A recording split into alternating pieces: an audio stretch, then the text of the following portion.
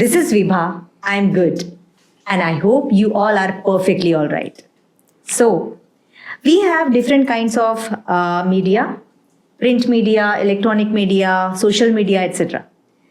So, जब हम देखते हैं प्रिंट मीडिया सबसे ओल्डेस्ट मीडिया है और हम जब छोटे थे तो हमारे मम्मी डैडी चाय और न्यूज़पेपर इसके साथ अपने दिन की शुरुआत करते थे और हमें खास करके जो पुरौनी आती थी वो बहुत अट्रैक्ट करती थी, बहुत कलरफुल होती थी और उसमें जो पार्ट आता था फिल्मी पार्ट में एक क्रिटिक का पार्ट आता था। मतलब मूवीज़ आने वाली, रिलीज़ होने वाली मूवीज़ कैसी है, कैसी चलेगी, क्या कंटेंट है, क्या चीज़ बहुत अच्छी है, तो उसको अभी के इसमें बहुत ज़्यादा एक मशहूर नाम दिया गया है, वो है क्रिटिक।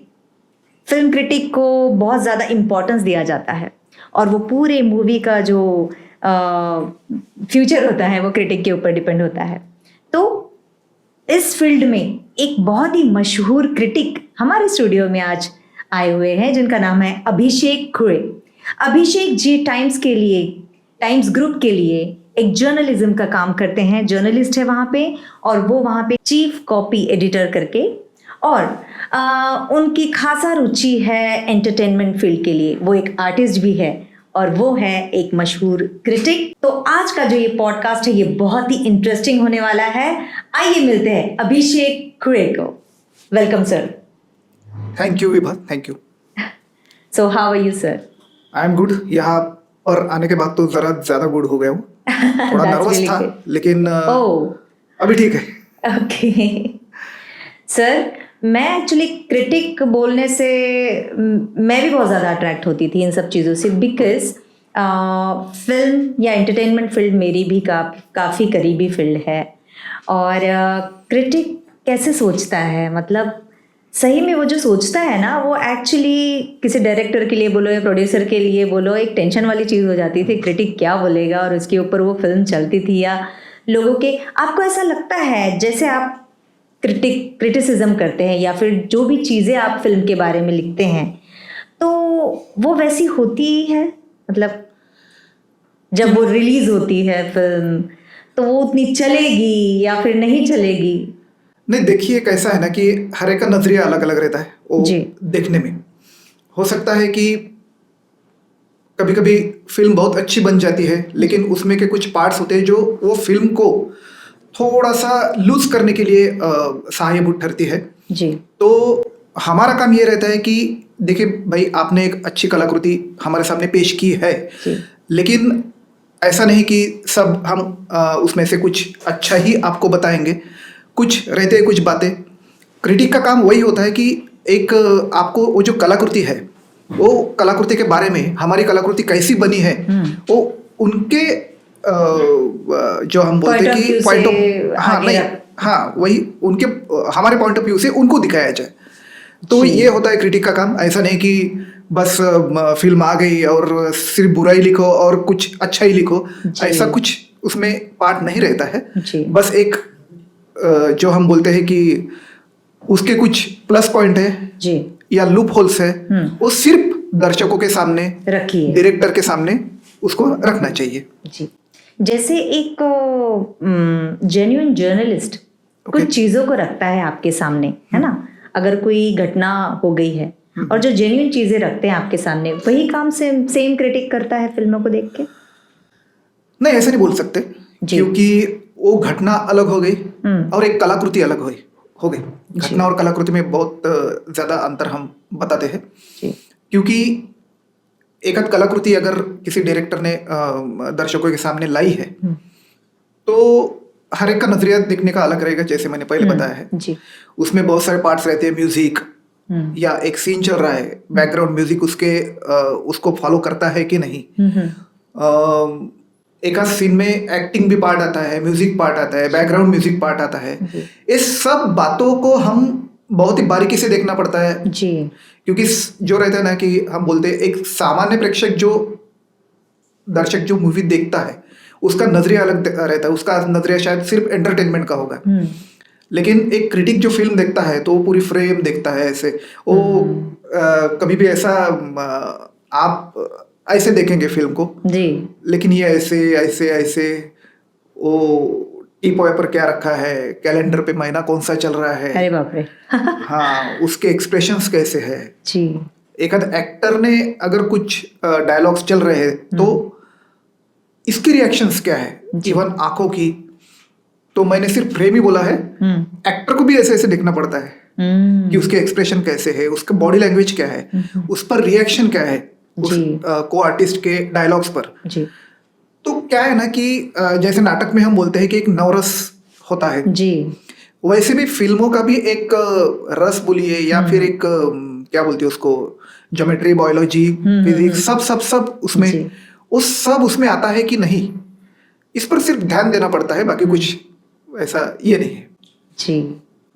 तो सर वैसे तो मैंने एक मूवी देखी थी जिसमें क्रिटिक्स के बारे में काफ़ी सारी चीज़ें बताई गई थी। तो ये जो चुप। जी चुप। वो थोड़ा अलग थी अलग थी।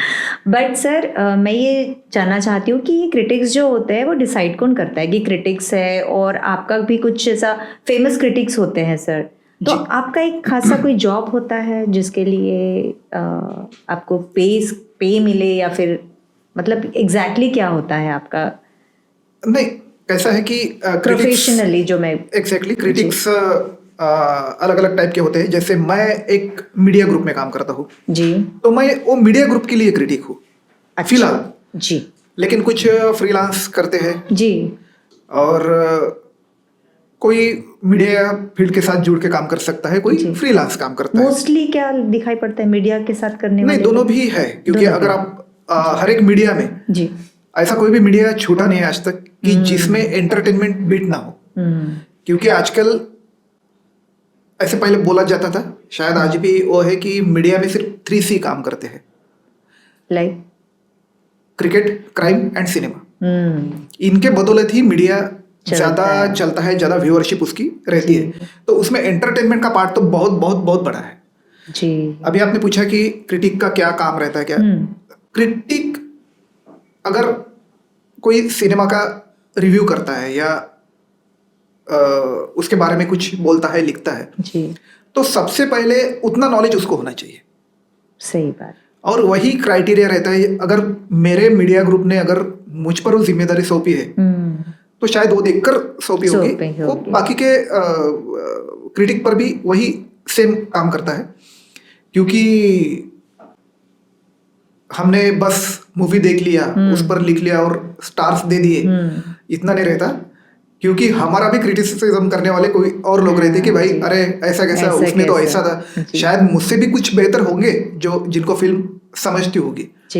तो वो भी मुझे ध्यान रखना पड़ता है जब भी मैं क्रिटिक लिखूं, एक एक वर्ड अगर लिखूं मैं, तो मुझे भी वो ध्यान रखना पड़ता है कि मैं क्या लिख रहा हूँ, इससे किस पर क्या प्रभाव पड़ने वाला है, जी समाज पे हो, एंटरटेनमेंट सेक्टर पर हो, जी या उसमें काम कर रहे हैं जो फिल्मों के अंदर, वो प्रोजेक्ट के अंदर जो काम कर रहे हैं, वो कम्युनिटी पर मेरा क्या प्रभाव पड़ने वाला है, वो भी देखना चाहिए।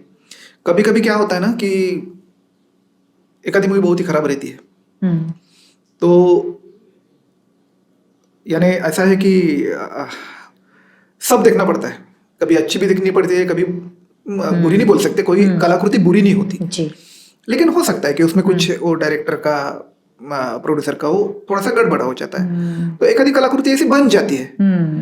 तो सबसे ज्यादा दुख तब होता है जब वो फिल्म देख के आए और अरे सब बैठे, अरे बाप रे अब क्या करूं, कैसे लिखूं, क्या। लेकिन क्या है ना, थोड़ा सा बैलेंस रहना चाहिए जी, जो जैसा है वो ऐसा करना चाहिए जी। तो आपको उतना ट्रू रहना पड़ेगा, ट्रू तो रहना पड़ता है जी।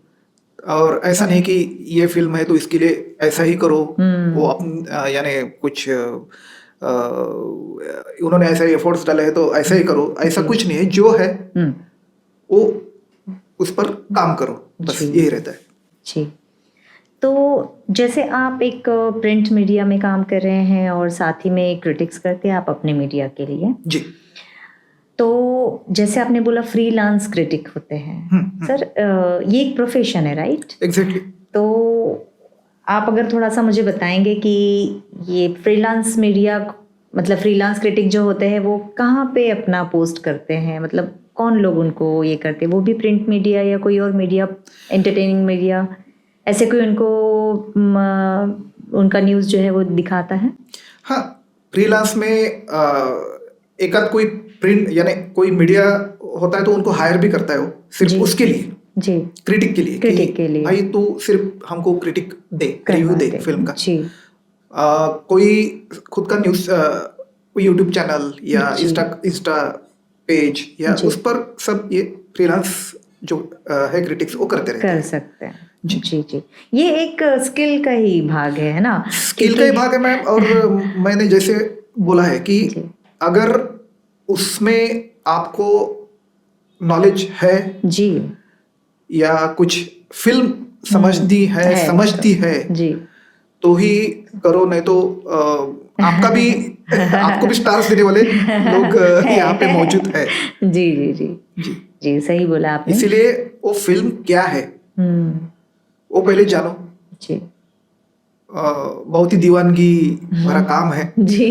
तो पहले फिल्म समझो, जी। फिल्म के हर पार्ट समझो, हुँ, हर सेक्शन समझो, करेक्ट। तभी आप क्रिटिक्स की तरफ बढ़ सकते हैं। बढ़ सकते हैं, मतलब या कि आपके दृष्टिकोण से ये अच्छा फील्ड हो सकता है, प्रोफेशन हो सकता है किसी के लिए जिनके समझ है, नॉलेज है, दीवानगी है उसके लिए?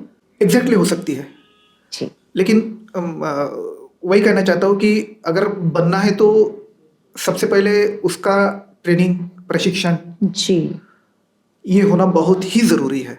जी, तो इसका भी एक खासा एक नहीं होता है, फिल्म पर्टिकुलर एप्रिसिएशन कोर्स होते हैं, जैसे okay. Film and television institute of India यानी जी। FTI है, वहाँ पे फिल्म एप्रिसिएशन का कोर्स है, बाकी जी। जगह पर भी है। जी। तो कहने का मतलब यही है कि अगर आप प्रोफेशनली बनना चाहते हो, शौकिया स्तर पे तो सब मैक्सिमम है, वो अपने बुक माई शो पर भी रिव्यू डालते हैं, जी। स्टार्स देते हैं, जी, जी। अपने सोशल मीडिया पर देते हैं, जी। वो प्रोफेशनली हुए। लेकिन मैं प्रोफेशनल की बात कर रहा हूँ जी, कि जी। प्रोफेशनल क्रिटिक अगर आपको अगर बनना है तो उस बात का नॉलेज, उस बात का ट्रेनिंग या लगन, दीवानगी जी। सबसे ज़्यादा अच्छी बात ज़रूरी है, है। वो बहुत बहुत बहुत ज़्यादा ज़रूरी है। जी, जी, जी। बिल्कुल, एक्चुअली हम देख रहे हैं आजकल ना काफ़ी सारे फील्ड है जो हम भी पॉडकास्ट कर रहे हैं तो हमको भी काफ़ी समझ में आ रहा है कि इतने सारे फील्ड्स होते हैं, चल जी। रहे हैं, और जिसमें आप प्रोफेशनली काम कर सकते हो, मतलब Yes. खुद अपना पैसा कमा सकते हो। और Yes. क्रिटिक ऐसा फील्ड है जिसमें आप खुद क्रिटिक के साथ साथ दूसरे भी अपने फील्ड आप शुरू रख सकते हो, मुझे ऐसा लगता Exactly. है सर। तो आपने जैसे बताया कि इसका प्रॉपर प्रोफेशनल कोर्स होता है, Yeah. तो यंगस्टर्स के लिए भी ये एडवाइस रहेगा कि आपने थोड़ा सा ऐसा नॉलेज दे दिया कि इसके प्रॉपर जो कोर्स होते हैं वो कोर्स करके अगर आप जाए, नॉलेज प्रॉपर लेके आप जाए, तो आप एक अच्छा क्रिटिक हाँ। बन सकते हैं और उसके लिए अच्छा अमाउंट भी मिलता है। नहीं, उस पर एक बात ऐसी है कि सिर्फ ट्रेनिंग लेने से कुछ नहीं होगा, जी। राइटिंग स्किल भी होना चाहिए कि जी। मैं शुरुआत कैसे करता हूँ। अगर मैंने सिर्फ, ठीक है, आजकल ये भी होता है कि अरे रिव्यू आया फिल्म का, अच्छा कुछ पढ़ो मत, सिर्फ स्टार्स देखो, हाँ कितना स्टार दिया, 2.5 स्टार दिया, जी। 3 स्टार दिया, 4 स्टार जी। दिया, ओके चलो थिएटर में। हाँ। यानी वो रिव्यू आजकल कुछ पढ़ते भी होंगे, यानी मैं जनरल तो पढ़ते हैं, जी। लेकिन हो सकता है कि अरे कौन पढ़ते बैठेगा ना, बस स्टार्स देखो, थोड़ा सा और लुक करो और चले जाओ। चले जाओ। लेकिन आप में वो राइटिंग स्किल भी होना चाहिए कि मैंने अगर कुछ आर्टिकल की शुरुआत की है तो लोगों को लगना चाहिए कि पढ़े। अरे नहीं, अभी वो पढ़ना ही चाहिए, वो जी। उसके साथ चला जाए नीचे तक हाँ। पढ़ते पढ़ते। तो सिर्फ कोर्स करने से या कुछ उसका ट्रेनिंग लेने से ही नहीं होगा सिर्फ, जी। आपके राइटिंग स्किल भी आपको डेवलप करने पॉलिश होंगे। करने पड़ेंगे, डेवलप जी। करने पड़ेंगे, जी। तब जाकर ये सब अच्छा होता है। सिर्फ बाकी आपके नॉलेज और राइटिंग स्किल, इस पर जी। ये बहुत सारा डिपेंड रहता है। एग्जैक्टली। तो जो यंगस्टर्स क्रिटिक बनना चाहते हैं, फिल्म क्रिटिक, तो उनके लिए काफ़ी अच्छा एडवाइस है सर ने हमें दिए आज। तो सर आपका जो एजुकेशन है वो टोटल मतलब कैसा हुआ है? एजुकेशन कहाँ, क्या बैकग्राउंड है आपका? एक्चुअली मेरा एजुकेशन थोड़ा रुक रुक के हुआ, लेकिन हुआ। जी। वैसे ही पता है मैंने कि फिल्मों का कुछ ज़्यादा ही दीवाना था, जी। तो यानी हूँ अभी तक। और मरते दम तक रहूंगा। यानी जाते जाते भी बस मुझे एक फिल्म देखा देना। ओह गॉड, तो- इतना दीवानापन। तो मैंने जर्नलिज्म में ग्रेजुएशन किया, उसके बाद नाट्यशास्त्र ड्रामा में मैंने पोस्ट ग्रेजुएशन किया है, जी। Master in fine arts. जी। तो एजुकेशन इसमें हुआ है। और बाकी आप बोलेंगे कि इसकी शुरुआत कैसे हुई। जी बिल्कुल, हम हाँ। जानना चाहेंगे। तो बहुत कम उम्र से मैं न्यूज़ पेपर के आपकी फैमिली के बारे में बताकर आप आगे बढ़ सकते हैं ओके, कि ओके। आपका फैमिली बैकग्राउंड में उनका जो फील्ड है वो अच्छा। क्या है? एक्चुअली मेरे मम्मी और पापा टीचर थे, जी। दोनों भी। तो टीचर थे तो ज़रा घर में थोड़ा सा एजुकेशन को लेके या थोड़ा सा हाँ। ज़रा ज़्यादा स्ट्रिक्ट। घर में मैं ही बड़े भाई बहुत ही ज़रा ज़्यादा होशियार थे मेरे से, जी। टैलेंटेड थे। मैं नहीं था ऐसा नहीं है, लेकिन मैं थोड़ा सा ज़रा ज़्यादा उनसे, क्योंकि मैं फिल्मों का बहुत ज़्यादा दीवाना था। मुझे जी। यानी गांव में, हमारे गांव में, जी। यानी मैं थोड़ा विलेज टाइप से जी। आया हूँ। तो हमारे गांव में ऐसा एक छोटा थिएटर, 2-3 थिएटर थे। जी। तो स्कूल छोड़ के बीच में बंक करके सिनेमा वगैरह देखना, ओके। तो वो ज़रा ज़्यादा ही था। अच्छा। और अच्छी बात यह है कि मेरे फैमिली में नाटक ये जो है ये पहले से है। जी। मेरे दादाजी के समय से हमारे एक गांव में नाटक की बहुत परंपरा तब से चल रही थी, अब भी चल रही है। ओके। वहाँ पे हर साल एक पौष महीने में वहाँ पे एक जत्रा रहती है, वहाँ पे नाटक होते हैं। वो हमारे खानदान ने शुरू किया था। अच्छा। जी। हमारे दादाजी तब से लेके आज तक वो परंपरा चल रही है। और तब उस गांव में, वर्हा करके गांव है हमारा, जी। वो अमरावती डिस्ट्रिक्ट में आता है। जी। तो मुंबई के बहुत बड़े कलाकार वहाँ पे काम करने के लिए आते थे। अरुण सरनाइक जी हो गए, रमेश देव, सीमा देव, स्मिता वाह। तलवलकर, क्या इन्होंने, बात। और वो हमारे घर पे रहते थे तब। क्या बात। तो मैं तो बहुत ही छोटा था, यानी हाँ। जी। मुझे तो याद भी नहीं है वो जब जी। घर पे आते थे। तो ऐसा चल रहा है, यानी नाटक जो है वो तो पहले से ही खून में भरा है। जी। लेकिन मैंने एक्टिंग कम और बैक स्टेज ज़्यादा काम किया ओके। इस फील्ड में। और ये दीवानगी ऐसी बढ़ती गई, उसमें ज़्यादा तो नहीं बोल सकता, लेकिन बहुत सारा सपोर्ट मेरी मम्मी का है। ओके। क्योंकि वो टीचर जब थी तो हर संडे वो जो शिक्षिकाएं होती थी, जी। उनकी टीचर्स होती थी, फ्रेंड्स। हाँ। फ्रेंड्स, वो डिसाइड करती थी चलिए आज हम सिनेमा देखने जाएंगे। जी। तो वही गांव में छोटा सा थिएटर। तो मैं बहुत छोटा था तब। तो वो मुझे अपनी गोदी में बिठा के वो फिल्म देखने के लिए जाती थी। अच्छा। समझता तो कुछ भी नहीं था, अच्छा। क्योंकि बहुत ही छोटा था मैं, 1.5-2 साल ऐसे अरे समझ बाप रे। लीजिए, 2 साल। आपको याद है? हाँ। थोड़ा सा। हाँ, कुछ मम्मी बताती है, लेकिन जी। वो जो आपके सबकॉन्शियस माइंड में घुस जाता है सिनेमा। फॉर एग्जाम्पल मैं आपको छोटा सा सबकॉन्शियस माइंड का अगर अभी उल्लेख हुआ है तो उस हिसाब से बता दूं। शायद मुझे लगता है कि मैंने अंधा कानून ये फिल्म पहली बार देखी थी, बहुत ओके। छोटा था। जी।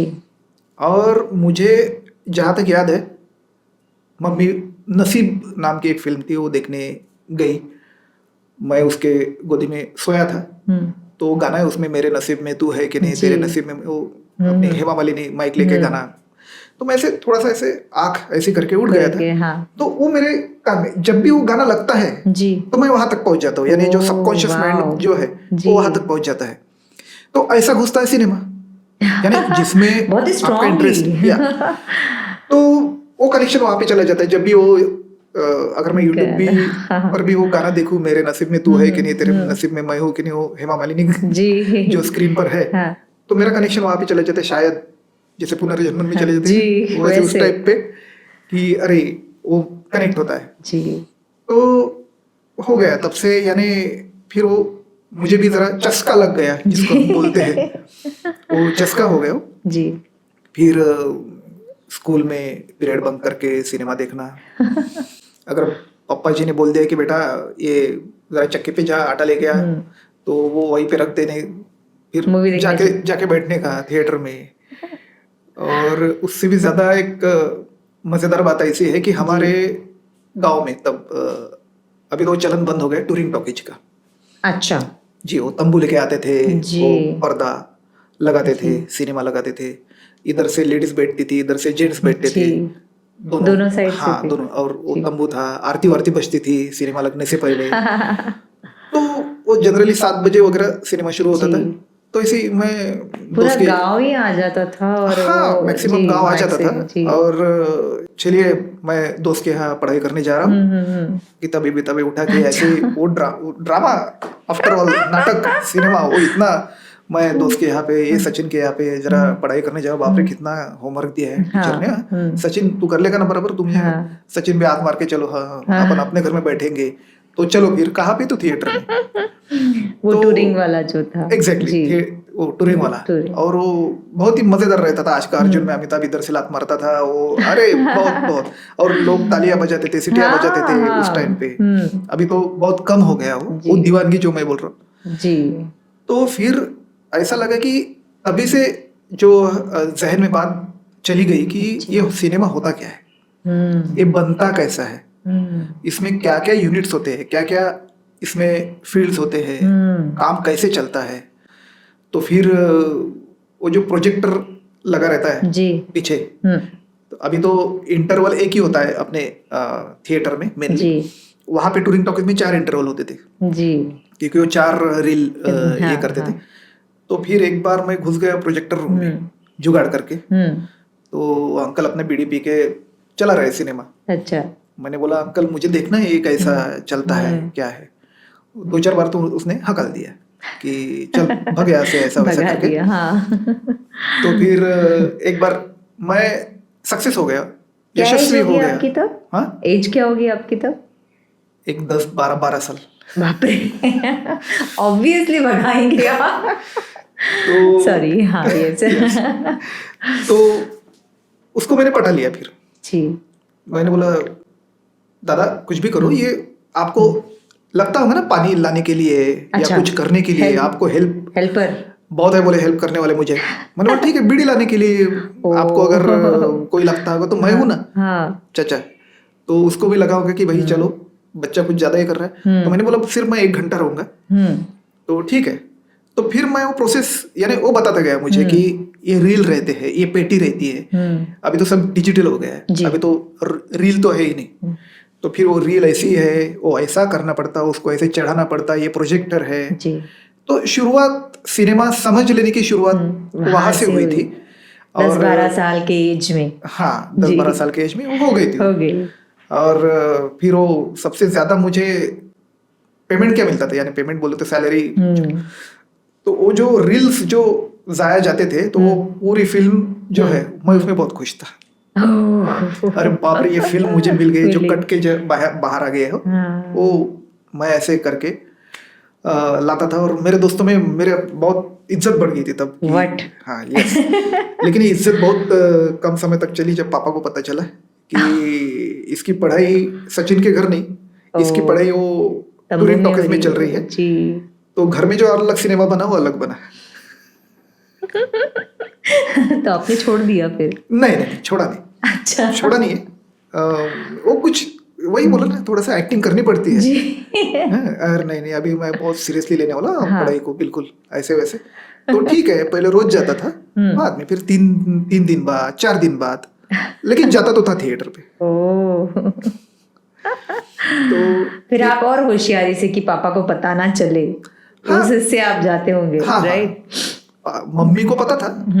लेकिन मम्मी का धोरण ऐसा था कि सपोर्ट भी मत करो, डांटो भी मत, उसको जो करना है करने दो। लेकिन वो भी बहुत क्या बोलते हैं उसको, कड़क टीचर थी कि बाकी सब कर तू बाहर, लेकिन पढ़ाई वढ़ाई ये मार्क्स वार्क के जो चक्कर है, ये इस पे कुछ परिणाम नहीं होना चाहिए। जी।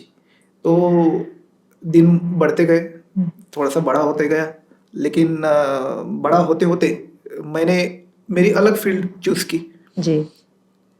लिखता अच्छा था, यानी तब कॉलेज के मैगजीन्स, कॉलेज तक भी मैं पहुंचने वाला था। तभी मैं 16-17 साल का ही था। जी। तो मैं पेपर्स में आर्टिकल्स लिखता था, न्यूज़पेपर में। हाँ, यानी 16 साल की उम्र से मैंने पेपर्स में आर्टिकल लिखना शुरू कर दिया था। जी।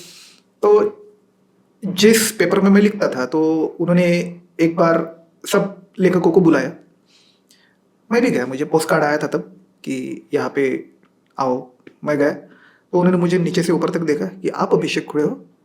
मैंने बोला हाँ। सच्ची? मैंने बोला हाँ। नाही, हमने सोचा Very 25, young. हाँ 25-26. जी. काय बेटा तुझं मॅट्रिक वगैरे झालं? तुझं काय कितवीला आहे तू? हाँ? बस अभी मैट्रिक में हूँ। तो उनका तो विश्वास ही नहीं बैठा था। तो वो भी चस्का उधर से लग गया कि एक मुझे एक लाइन मिल गई, दिशा मिल गई जी. कि अलग कुछ करना है तो क्या। मुझे ये पता था कि मैं बाकी तो कुछ कर नहीं सकता, मैं सिर्फ लिख सकता हूँ।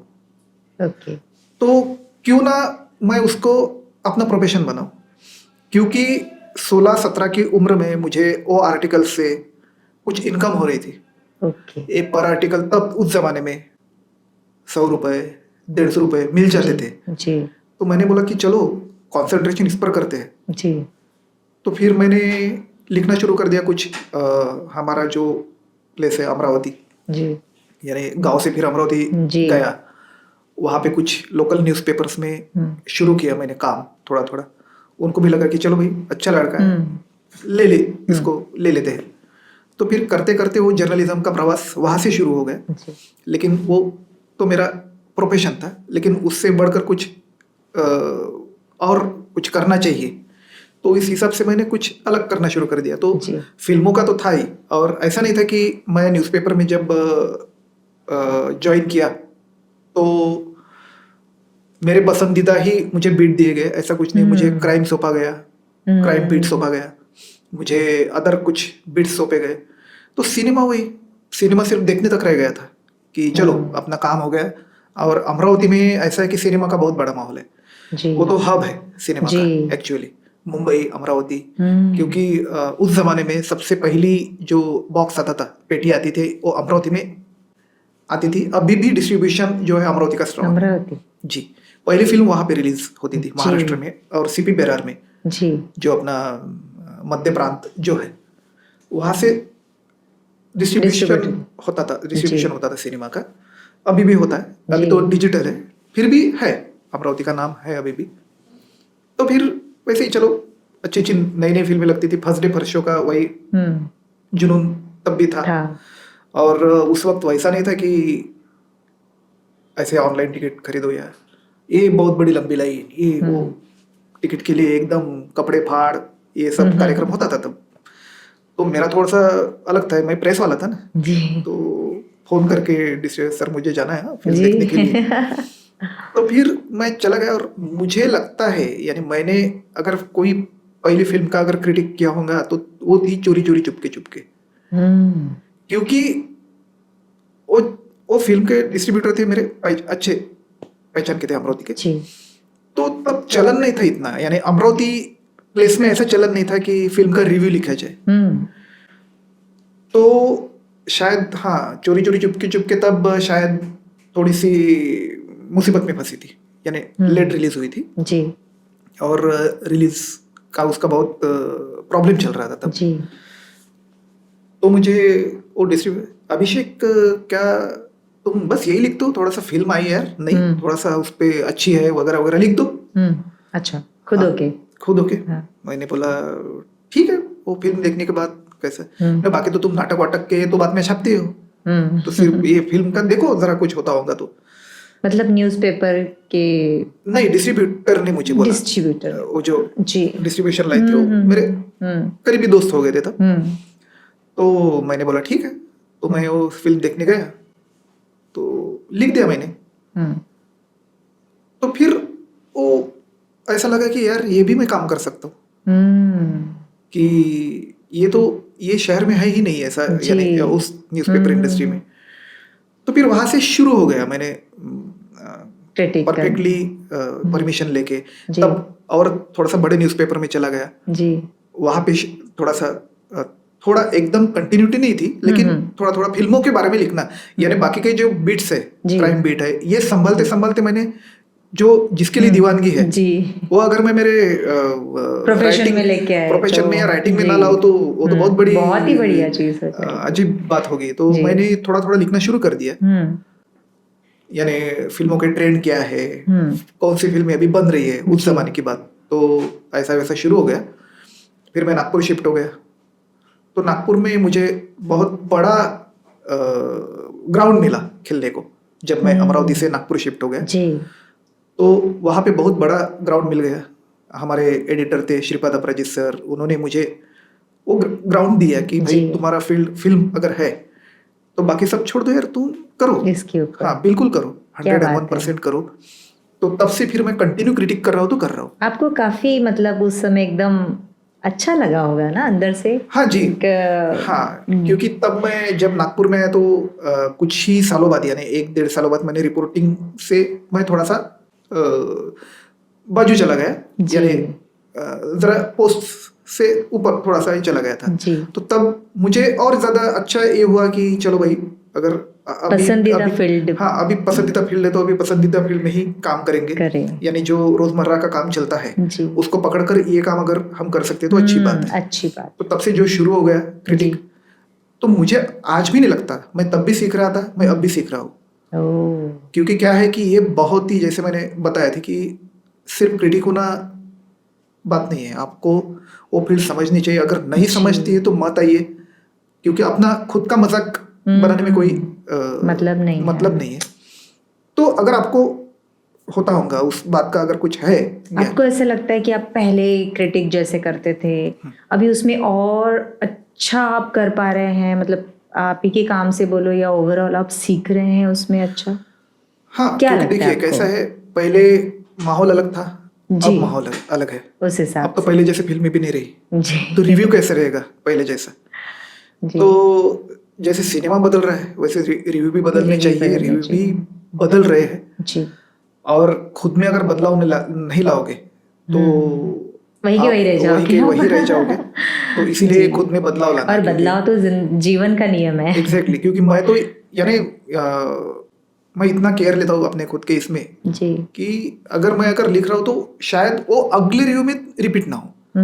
यानी कभी कभी कुछ वर्ड्स होते हैं कि मैंने यहाँ पे अगर ये वर्ड यूज किए हैं, हाँ एक आध दो ठीक रहते हैं, लेकिन वो पूरा का पूरा वहां पे ये ना हो, कुछ नया हम ये करना चाहिए। जी। तो तभी तो रीडर्स ठीक पढ़ेंगे। अपने पर्टिकुलर प्रोफेशन को अपडेट करना, जैसे हर एक फील्ड होती है सर जो खुद को अपडेट करते रहते हैं, तो ये फील्ड में भी सेम चीज होती है, आपको ऐसा लगता है? एग्जैक्टली होती है, क्योंकि क्या है ना, अभी मैं तो प्रिंट के लिए लिखता हूँ, अभी डिजिटल के लिए भी लिखता हूँ, जी। यानी ठीक है, टाइम्स का तो डिजिटल भी, हाँ एग्जैक्टली वही मीडिया जी। तो जब मैं प्रिंट के लिए लिखता हूँ तो उसकी लिखावट सेम रहती है, लेकिन जो प्रेजेंट करने का तरीका जो है वो अलग अलग रहता है। तो अच्छा, उसमें अपडेटेशन बहुत होना चाहिए। मतलब आप जब भी लिखते हो तो आप प्रिंट के लिए क्या लिख रहे हो, डिजिटल के लिए क्या लिख रहे हो, वो अलग रहता है थोड़ा बहुत? हाँ नहीं, लिखावट एक रहती है जी। हाँ लिखावट एक रहती है, लेकिन प्रेजेंटेशन अलग रहता है। ओके। तो मैं अगर प्रिंट के लिए लिख रहा हूँ तो इसका प्रेजेंटेशन कैसा रहेगा प्रिंट में और इसका डिजिटल में कैसे रहेगा, तो सिर्फ ज्यादा फर्क नहीं रहता, लेकिन प्रेजेंटेशन का फर्क रहता है। और अपडेट तो करना ही चाहिए, क्योंकि अपडेट करेंगे नहीं तो वही जैसे आपने बताया कि वही के वही रह जाएगा।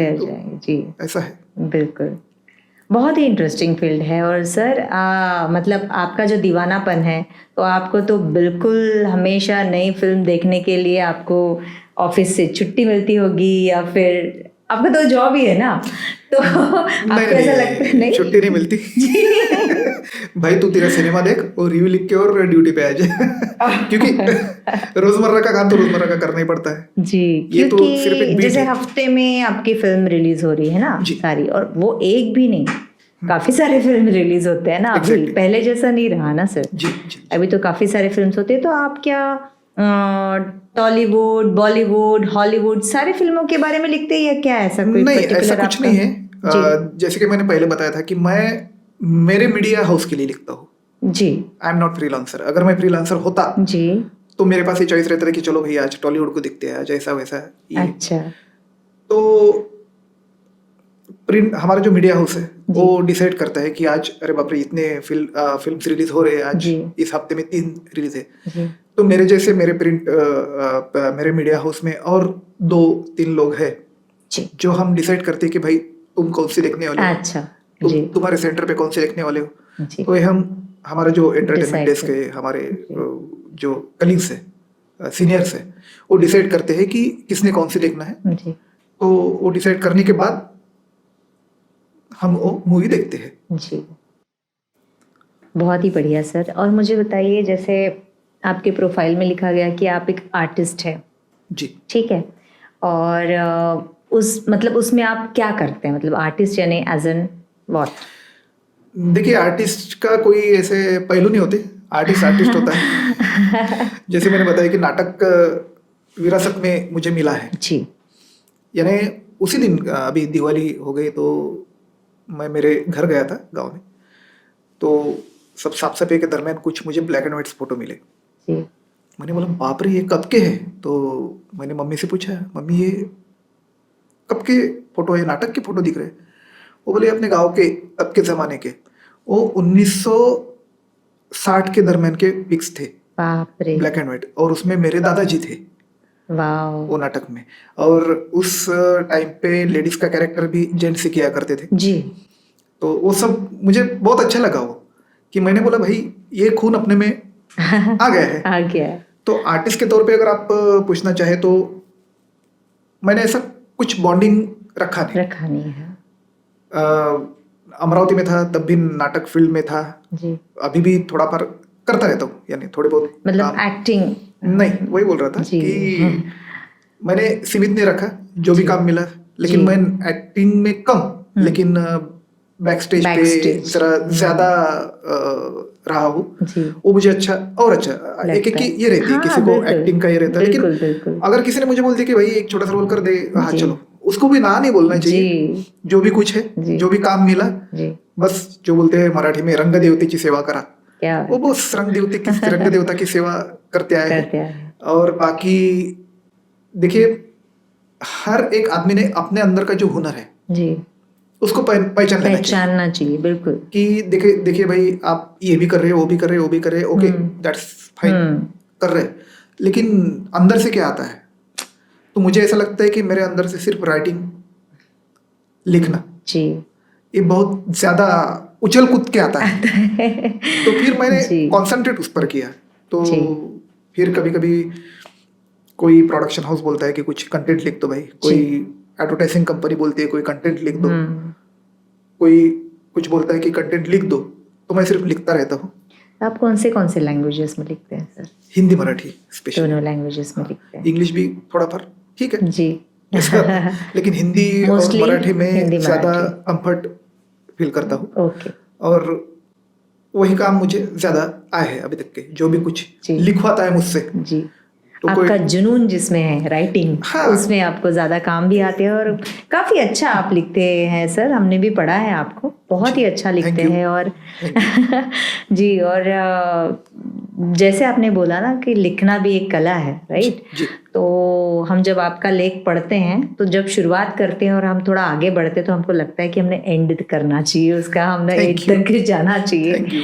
तो हम बहुत खुश नसीब है कि आप आए हैं स्टूडियो में।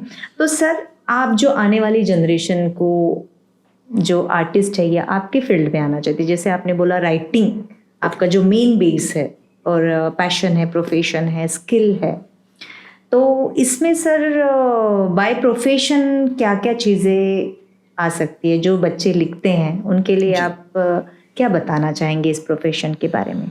देखिए कैसे ना, लिखना सिखा कर तो नहीं आता, जी यानी मैं लिखने के लिए सीख रहा हूँ ऐसा तो कभी आपने सुना भी नहीं होगा या कुछ। जी एक तो अंदर से आना चाहिए, दूसरी बात वो बचपन से कुछ आना चाहिए।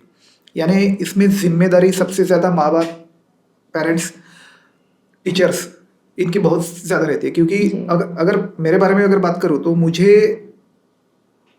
पेरेंट्स और टीचर्स, इन दोनों का इस बारे में बहुत सपोर्ट मिला। जी, क्योंकि मुझे आज भी याद है, ये हुनर उन्होंने देखा होगा शायद आप में, ऐसा हाँ कुछ? शायद हो सकता है, जी हुनर देख के उन्होंने थोड़ा सा बढ़ावा दे दिया उसको। जी जैसे मम्मी टीचर, पिताजी टीचर, तो पिताजी लिखते थे, कविताएं बहुत अच्छी करते थे, उनका हैंड राइटिंग बहुत अच्छा था, वो एक्टर थे, वो कुछ वाद्य बहुत अच्छे से बजाते थे, जी तो वो बहुत अच्छे आर्टिस्ट थे, लेखक थे, चित्रकार थे। तो शायद थोड़ा आ गया। जी और जो कुछ भी मैंने लिखा वो बाद में मम्मी ने देखा, हम्म अरे नहीं ये ह्रस्व होना चाहिए, इसमें ल ऐसा होना चाहिए, मात्रा ऐसे होनी चाहिए, जी ये उसने किया। ग्रामेटिकल हाँ चीज ग्रामेटिकल वो जी उसने किया, यानी थोड़ा सा क्या वो बात वहाँ पे, फिनिशिंग हाँ है ना उसको वहाँ लेके पे वो वातावरण मिला मुझे, वो जी बैकग्राउंड मिला। जी उसके बाद पार्ट आया टीचर का।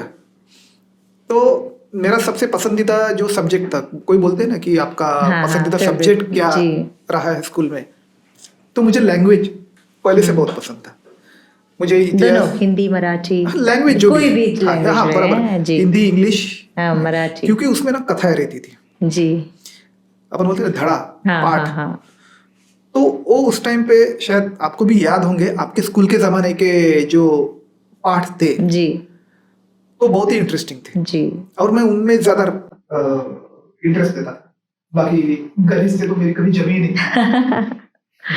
गणित भूमि की जी बहुत दुश्मनी थी मेरी। जी तो मैंने लैंग्वेज पे ज़्यादा जोर दिया, उसमें की कविताएं, उसमें जो पाठ थे। जी और पेपर में भी मैं सबसे ज्यादा, अगर लैंग्वेज का पेपर आया तो मैं बाकी क्या बोलते हो क्वेश्चन वगैरह वो नहीं देखता था, मैं देखता था निबंध कौन से विषय पे है। क्या बात तो फिर अच्छा ये 5 ऑप्शन दिए, चलो मैं इसके निबंध लिखता हूँ।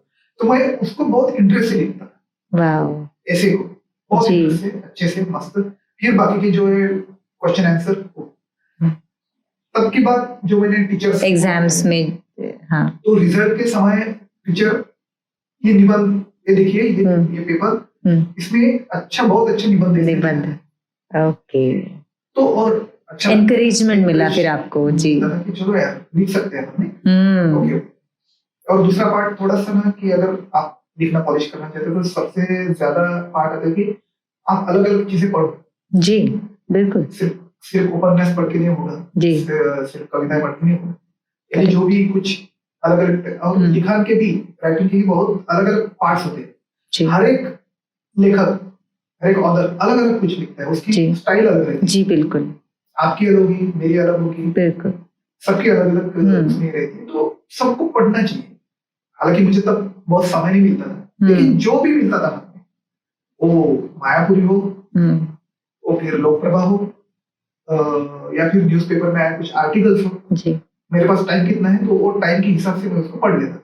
जी बचपन से ही आपको पढ़ने का, और ये जो आदत थी ये obviously अभी भी हाँ लगाई, घर में पेपर पढ़ा है जी, पढ़ ले थोड़ा सा, पढ़ ले थोड़ा सा।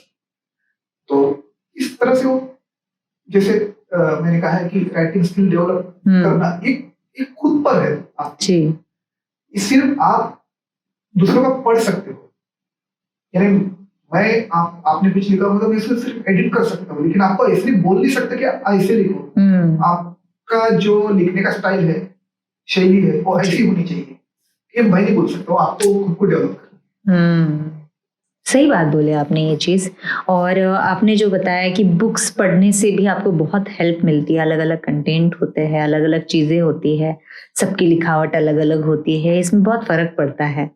और जैसे आपने यंगस्टर्स को बताया कि ये एक स्किल है और इसको कैसे डेवलप करनी चाहिए, बरकरार रखनी चाहिए, उसके लिए आपने सजेशन किया है। उसके साथ ही हम देख रहे हैं कि अभी मराठी मीडियम, हिंदी मीडियम पहले रहते थे काफ़ी, अभी कम होते जा रहे हैं। अभी ज़्यादा से ज़्यादा पेरेंट्स जो है इंग्लिश मीडियम में बच्चों को डालते हैं, तो बच्चे थोड़ा हिंदी इंग्लिश कुछ इसमें कुछ बच्चे अच्छा लिखते हैं पर फंसे हुए हैं, ठीक है, मिक्स करना, प्रॉपर नहीं लिख पाना, है ना, बट कंटेंट उनके पास काफी अच्छे होते हैं, तो उनके लिए आप क्या एडवाइस करना चाहेंगे?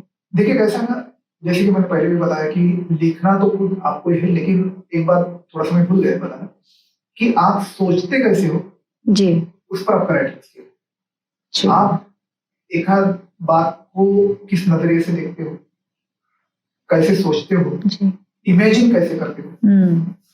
यानी अगर मैं एक आध सीन लिख रहा हूँ तो सबसे पहले वो मेरे दिमाग में आएगा, घूमना चाहिए दिमाग के आजू बाजू। तो आपने जैसे अभी बात की तो बच्चों की, तो उनको सबसे पहले सोचने का हुनर सिखाना चाहिए जी।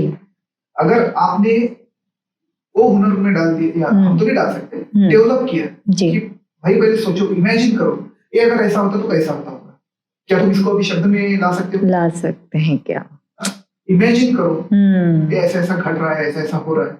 और रही बात लैंग्वेज, लैंग्वेज, जी तो ये तो हम नहीं थोप सकते या जी। रोक भी नहीं सकते। पर आप कुछ सजेस्ट कर सकते हैं ऐसे हाँ, बच्चों को, वही। क्योंकि क्या है कि जब आप किसी मीडिया के लिए लिखते हैं जी, तो लैंग्वेज बहुत मैटर करता है। exactly. आप एक लैंग्वेज में शुरू करके आप उसमें दूसरी लैंग्वेज को मिक्स नहीं कर नहीं सकते, है ना, क्योंकि सब लैंग्वेज के रीडर्स अलग अलग होते हैं। नहीं, लेकिन क्या है ना कि जी।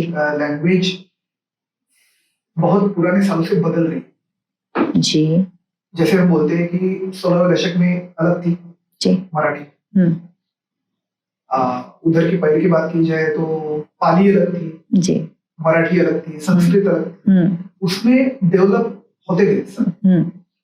तो हिंदी में उर्दू भी आ जाती हाँ, है। हिंदी में उर्दू भी आ जी। जाता है, इवन मराठी में भी उर्दू आ जाते हैं। जी, आते हैं। हम छत्रपति शिवाजी महाराज के समय की बात जी। करें तो मराठी में भी कुछ उर्दू शब्द जी। हमें दिखते हैं। जी, तो इसको तो हम रोक नहीं सकते कि नहीं। अपने मातृभाषा जो है, हम्म। मदर टंग है, उसमें किसी भाषा का शिरकाव जी। जिसको अपन बोलते हैं, जी। तो वो हम रोक तो नहीं सकते, लेकिन हम हमारी लैंग्वेज को बचा तो सकते हैं कम से कम।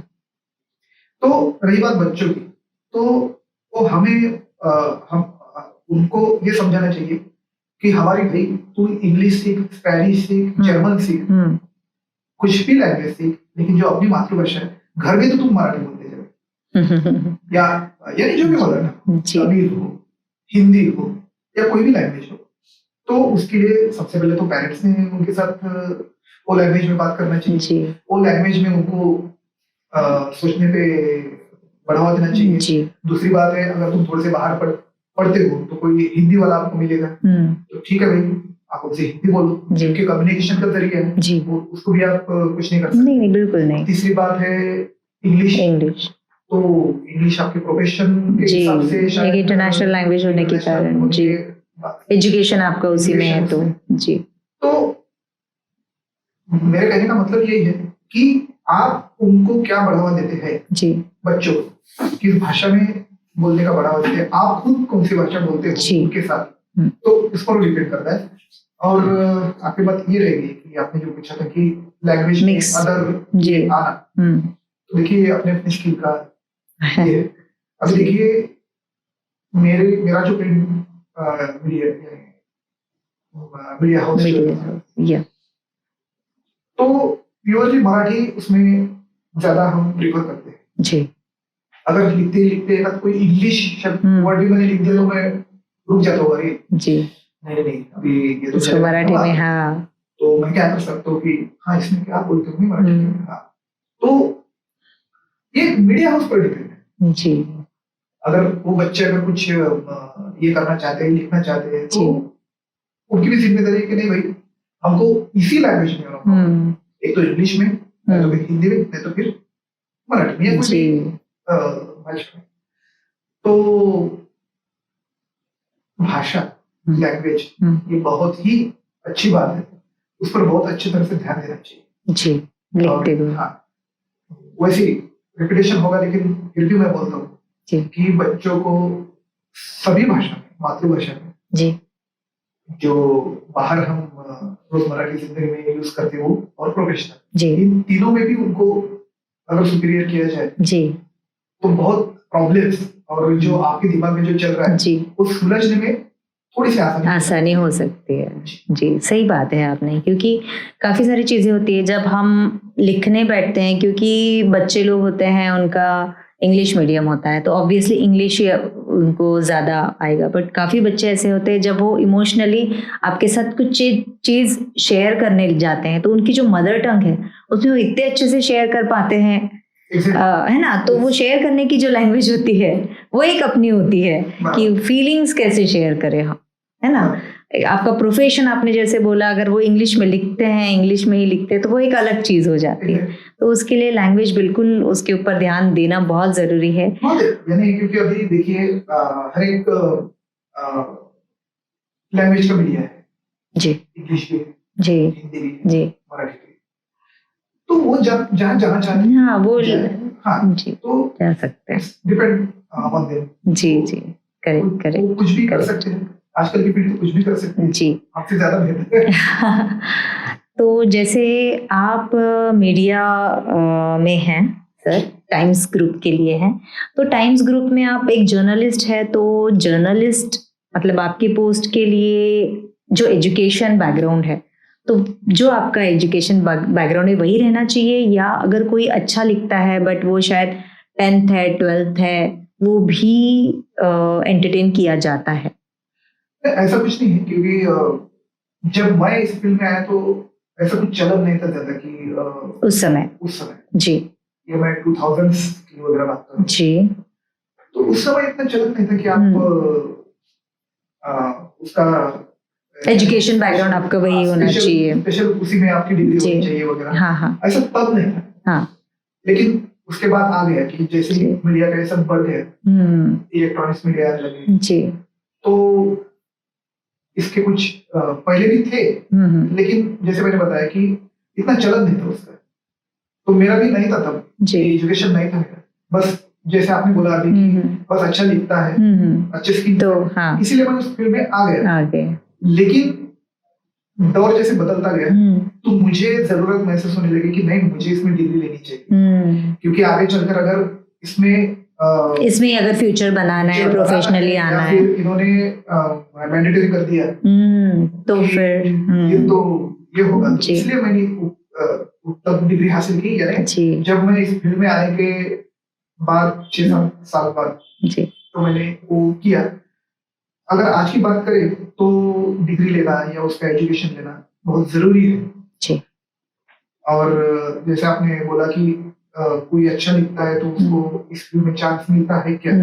मिल सकता है, लेकिन उसको प्रेफरेंस नहीं मिलता। अगर आप आई, आपके पास डिग्री है, मैं आया, मेरे पास डिग्री नहीं लेकिन मेरे पास स्किल है, तो आपको प्रेफरेंस ज्यादा दिया जाएगा क्योंकि आपके पास डिग्री, तो इसीलिए वो भी एक बात पे ध्यान देना चाहिए।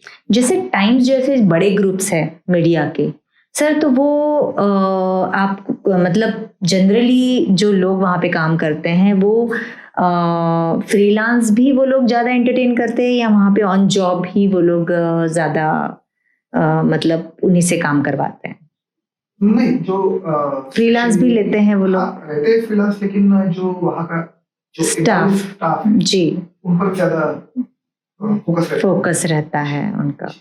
जी जी, वेरी नाइस।